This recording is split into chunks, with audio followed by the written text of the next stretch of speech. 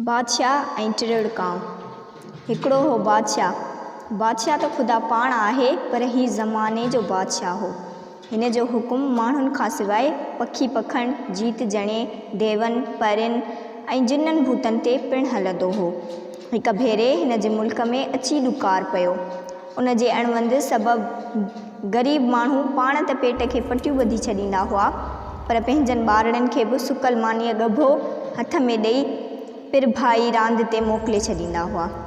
मथां अची मुल्क में कांव समाणा, सेला मारा ॾेई ॿारनि खां इहो मानीअ जो ॻभो बि खसे हलिया वेंदा हुआ। थोरे घणे ॾींहं उहा ख़बर वञी बादशाह ताईं पहुती त कांवनि असल भींग करे छॾी आहे। नंढड़ा ॿारड़ा अञा मानीअ टुकुर हथ में खणी निकिरनि ई मस था त कांव अचियो उन्हनि खां इहो फुरियो वञनि। सो बादशाह हुकुम कयो त सभई कांव अची मूं वटि हाज़िर थियनि। जॾहिं सभई कांव अची हाज़िर थिया तॾहिं बादशाह उन्हनि खे चयो त अव्हां ही कहिड़ो ज़ुल्म वारे ॾिनो आहे। कांवनि जवाबु ॾिनो त जीअंदा क़िबला, असीं जेके बि कांव आहियूं से ॿारनि खां मानी टुकुर फुरे वञी पंहिंजे झूने कांव खे ॾींदा आहियूं, जेको असां सभिनी जो सरदार आहे। इहो तमामु पोढ़ो आहे। ऐं को वक़्तु संभरी बादशाह हुकुम कयो त उन्हीअ कांव खे मूं वटि हाज़िर कयो वञे। कांव विया ऐं उन पोढ़े कांव खे खणी आया। बादशाह कांव खां पुछियो त केतिरो वक़्तु संभरी। हिन जवाबु ॾिनो त बादशाह सलामत, तुंहिंजी नानीअ जी नानी, तंहिंजी नानीअ जी नानीअ ऐं उन जे यार फ़क़ीर वारो वक़्तु संभरां। बादशाह चयो, ॻाल्हि कर। कांव चयो त तुंहिंजी नानीअ जो नालो तंहिंजी नानीअ जो नालो हूंदो हो। उन जी बादशाहीअ में हिकिड़ो फ़क़ीर पिनणु आयो ऐं अची संदसि महिलात जे दर ते सॾा हयईं। बानी ख़ैरात खणी आई, पर फ़क़ीर वठण खां इनकार करे छॾियो। चयईं, मूंखे ख़ुदि राणी अची ख़ैरात ॾेई वञे। फ़क़ीर जो इहो ज़िद ॾिसी आख़िरकार राणी पाण ख़ैरात खणी आई। पोइ त ॿिन्ही जूं अखियूं अटकियूं ऐं ॿई उते ई ॼमी बीह रहिया। को पहर अधु त ईअं ई गुज़री वियनि।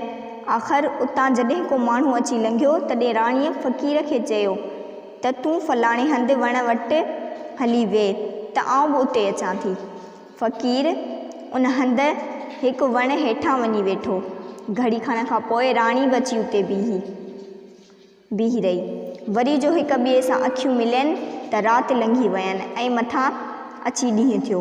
होॾां जॾहिं बादशाह खे ख़बर पई त राणी भॼी वई आहे, तॾहिं मुल्क में हलाए छॾियईं त राणी मरी वई आहे। थोरनि घणनि ॾींहंनि खां पोइ उन मुल्क जो वज़ीर अची उन वण हेठां लंघियो।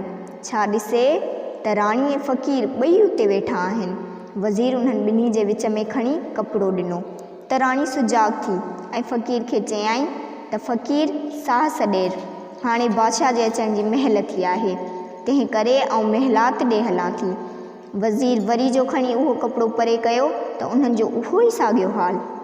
वज़ीर वञी सारी हक़ीक़त बादशाह खे ॿुधाई। बादशाह अची ॾिठो त इहे ॿई बराबरि ईअं ई वेठा हुआ।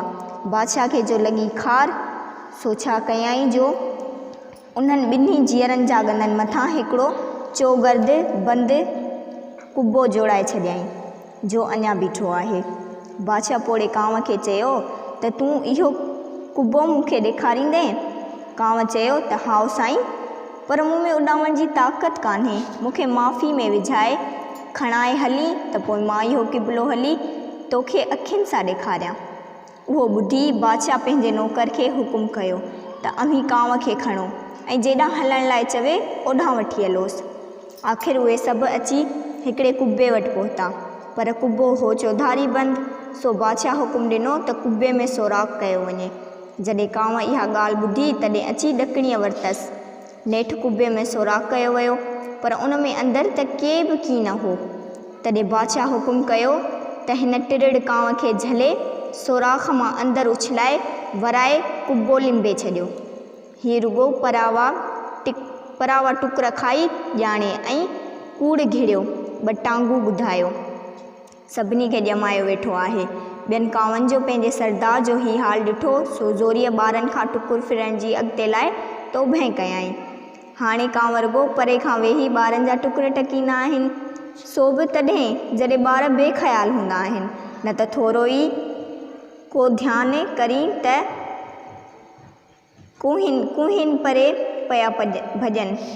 धणीअ जी कुदरत अहिड़ी थी जो कांवनि खां जो उतां जे माण्हुनि जी हीअं जिंद छुटी सो चौधारी मुल्क में सुकार थी विया ऐं सभु माण्हू पंहिंजे बादशाह खे ॾींहं राति दुआऊं करण लॻा।